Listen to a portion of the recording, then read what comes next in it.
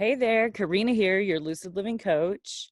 If you're new to my channel, welcome, hello. I am a life coach and astrologist. I talk about the energies that are happening. I do mostly moon cycles on this channel, but I will be expanding that pretty soon.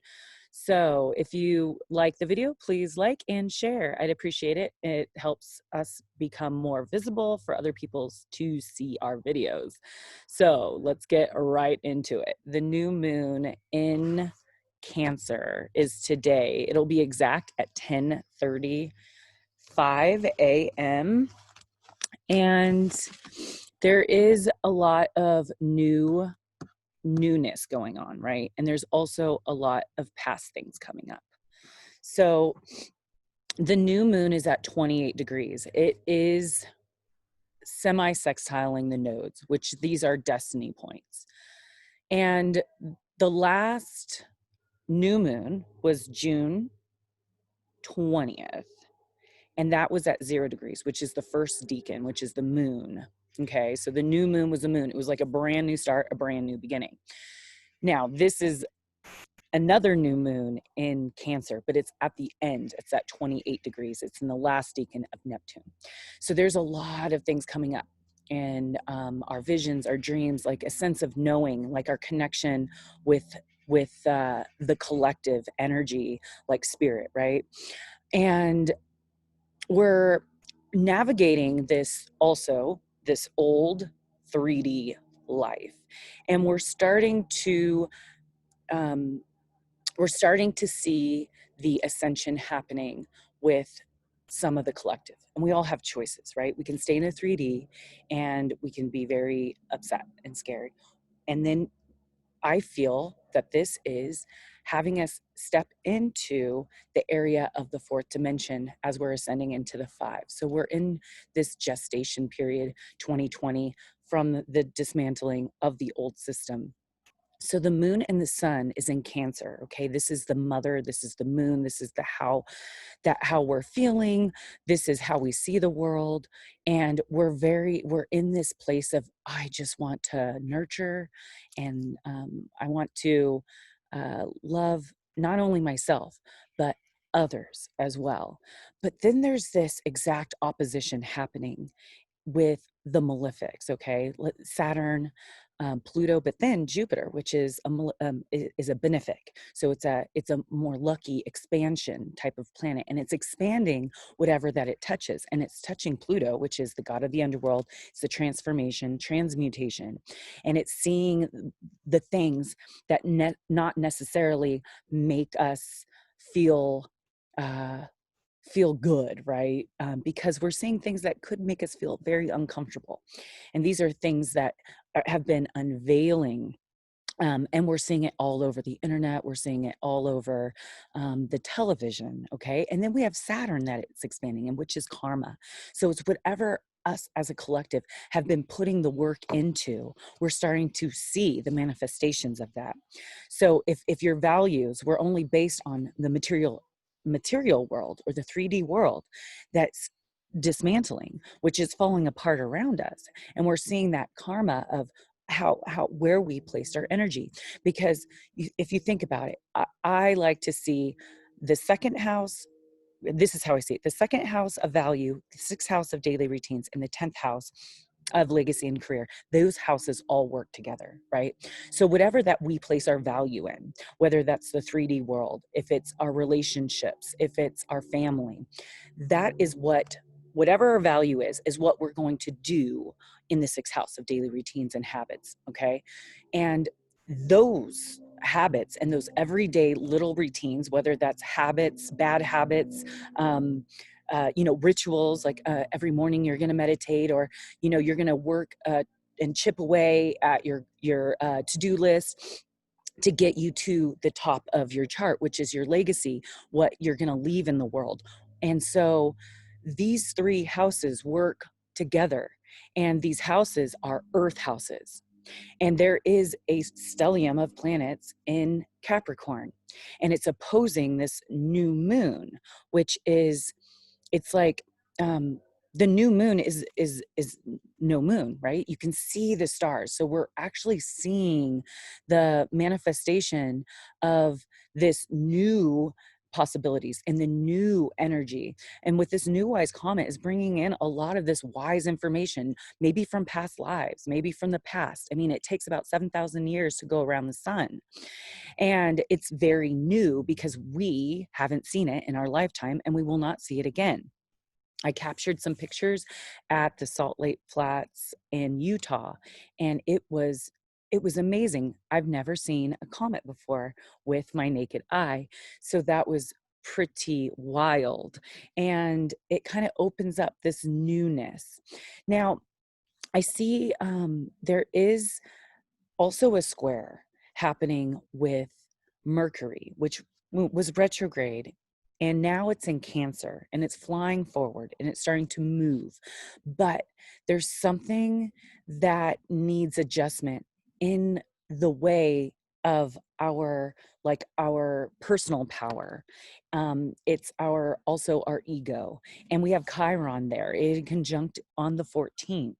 And this Chiron energy is the wounded healer. So there's some kind of healing that we're going through with our egos, and also how those egos have affected our relationships with not only our family and the people around us, but those that we love.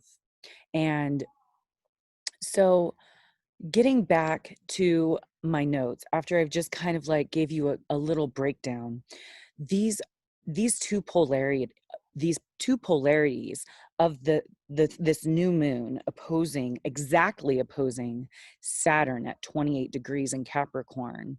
It represents this mother and father energy, and they're both in their home signs, which makes them very happy and very strong there. Seeing these two worlds also, these two worlds the old world, as we see the old world crumble, and deciding what our next move is. So this is kind of like we've definitely felt like we've been in this waiting room in 2020, and it's not fun, right? This waiting room is not fun. Us as a collective, we're very not patient. And the more that this technology world is quickening our access to information, we're becoming less patient, right? And so the universe wants to teach us this patience. And so if the universe has to slow things down, which is Saturn, okay, and Saturn's retrograde and Pluto's retrograde and Jupiter's retrograde, we have this going inward and this slowing down. Neptune's retrograde. We have a lot of retrogrades going on right now, which is all about going inward. So so we can prepare like a plan for what we want to manifest. Right? So we're in this waiting room, and things are only going to change if we make them change. So if you think that you're just going to wait around and wait until the world or things go back to normal, they're not, because this is the new world. This is the new energy. So keep that in mind and be flexible when there are blocks, when you decide that you want to start moving towards a certain direction, right? And you start preparing and planning and taking action. Understand that there will be blocks, there will be opposition, and either you can go through it, you can go over it, you can go around it, and sometimes you have to take another path to get to that destination. However, that is the right path. So with that being said, being flexible, okay, and believing that those blocks and stuff are actually helping put you on that path, or meeting the people that you need to meet. It's kind of like a redirection to keep you moving on that divine path. And this semi sextile to the nodes is a point of destiny. So keeping that in mind. Also, the gestation, it is in like the fourth dimension. in my opinion, where there's nothing created or destroyed, and it's only rearranged and transferred. So what we have been working on for the past, I don't know, 7 to 3 years, like it could be anywhere, it is what is starting to get rearranged and being put on your path. So this is a time of many visions, realities, lifetimes, and possibilities. As we ascend into the fifth dimension as a collective, leaving the 3D behind for those that want to evolve, right? So we all have a choice. We could either evolve into the 5D, or we can devolve back into the 3D. And those that are in the 3D, they're not going to be very happy. So having faith is very important. Having belief that everything is working out for the highest good for the collective, because that's what we naturally do. We expand and we evolve. If you look at the universe, we're constantly expanding. Everything is happening simultaneously. And so we were taught the karma, the dimensions, and that time, the father of time, is here on earth. However, everything is happening simultaneously in the universe, and we see things happening, let's say today, that is light years and light years away, but it's all one, and it's all happening now. So releasing that unknown and having faith that everything will work out is the best motto for this new moon cycle. Releasing the deep emotional attachments to the endings and losses that we've experienced during this time. And with this Mercury and square to Chiron, and Mars conjunction with this Chiron, that was this like some aspect of healing with the female energy from the past, and also seeing our masculine ego and how we have used it in our relationships, understanding that our own and taking responsibility for our own hurts, and how maybe we've inflicted or hurt others, and by protecting ourselves from our own pain, the projection that we placed on others through past relationships with not only our romantic partners, but also with our relationships that we've had with the mother and the father archetypes in our life. This is also in past lives. We are desiring to break free from the constraints of society, family pressures, traditions, old traditions, and karma. So this is a huge ending of karmic cycles at this time. So things to focus on for this new moon is this is a very fortunate time, because the pars of fortune is at 22 degrees. It's conjunct the ascendant during the snapshot of this new moon, and it's in Virgo. So this is a very healing time, a very nurturing time, and this is a destiny point. The timelines are shifting, and we're being placed where we need to place. So if you're having a change of heart, if you're having a change of feelings, roll with that, okay? Because everything is happening for a reason. There are relationships and people that are separating at this time, because we're learning and we're evolving, and sometimes there's more people that we need to get in contact with and to learn through and learn from.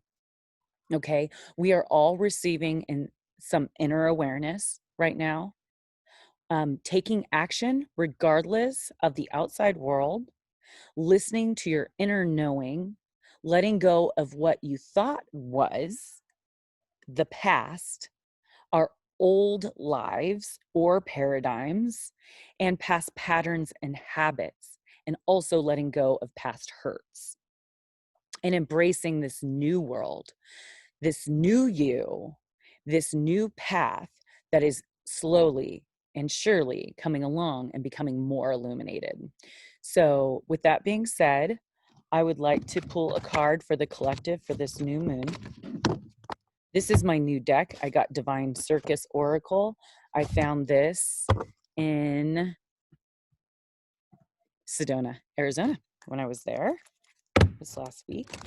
So, spirit guides, pray. This is for the collective reading for the new moon in Cancer, the second new moon in 2020, which is pretty cool, right? We usually only get one new moon and one full moon in each sign of the zodiac per year, but we're getting a couple in Cancer, which is wrapping up this 2-year cycle of the nodes being Capricorn, Cancer polarity, and now we are moving into the Gemini Sagittarius nodes for the next couple years. So Duke of Shadows is number 14. Ooh, this looks like a very Plutonian dark gestation type card. So let's see what this says. Hang in there. This reading is a little long. This is a new deck, and it's about a 2-page reading, which it has a lot of good information, however, okay? So, Duke of Shadows. Cunningly clever I am, helping you discern the truth from the lie. Okay, I remind you that half-truths may be seen to be whole, yet in the shadows is information yet to be known. When the time is right, the light shall be bright, and the confusion will give way to understanding. The Duke of Shadows brings you an invitation to patience. It is a cautionary card, not to inspire concern, but rather to inspire curiosity. There is more to a situation, person, opportunity, or even an apparent absence of activity or success than meets the eye. You could imagine it being like the universe as another card up its sleeve and yet to show its full hand. I love how they inquired that circus type magic energy. The Duke of Shadows indicates that a process has been set in motion but is under the radar of your awareness. Something is happening even if that doesn't appear to be the case. But just like the seed starts to grow into a plant deep in the earth, apparently invisible and yet very real, you are being subjected to invisible but real forces of growth and healing at this time. His appearance signifies that the bigger picture of what is happening right now is not fully available to you. It will be in time, but for now, Duke of Shadows reminds you that what you are seeing is not the whole story and is not the final verdict. Because you cannot know what you don't know, you will need to wait for more information to come to you. So, if what you see, sense, or feel is negative right now, don't believe it, because that's the 3D, right? You are in a time of your life when your perceptive will be partial. This is not through some failure on your part. It is just the way of things at various points in the process of bringing dreams and visions to life in the world. Sometimes we are not, sometimes we are at the top of the mountain and can see where we have come and where we are going very clearly. At other times, we are doing the hard yards on the journey and have to keep going through what feels like a dark night, whether we aren't really sure where we are going or even if we are getting anywhere at all. This is an essential part of the journey that leads us up to the top of the mountain and a clearer view in due course. The Duke of Shadows tells you 2 things.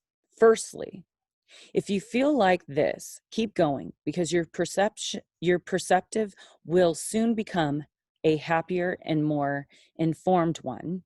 Secondly, don't take things at face value at the moment. Things are going to shift and change, and there will be an a surprising twist in your life. Through you don't see it coming, another piece of your life puzzle is going to reveal itself soon. It will help solve a difficulty or question you have been holding in your heart. So the healing trick for this card to help you take the wisdom offered is to put it to the best use in your life now. Do this healing trick to clear obstacles and putting guidance into place. You are going to play a game, okay? Place your hand as tightly as you can over your eyes so you can open them behind your hands, but only see darkness, okay? Then suddenly take your hands away from your eyes and see the light. Whoa. Repeat several times. Then say the following aloud.